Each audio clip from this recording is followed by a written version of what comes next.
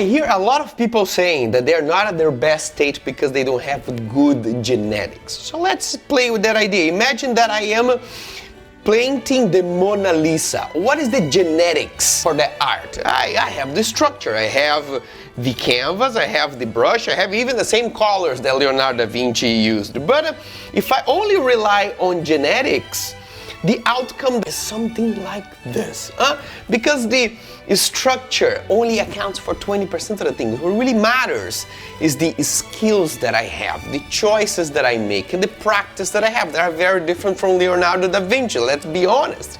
And the same goes for your body. The structure that you have doesn't determine the outcome. It's the choices that you make, the skills that you learn, and the practices that you have. Do never forget that.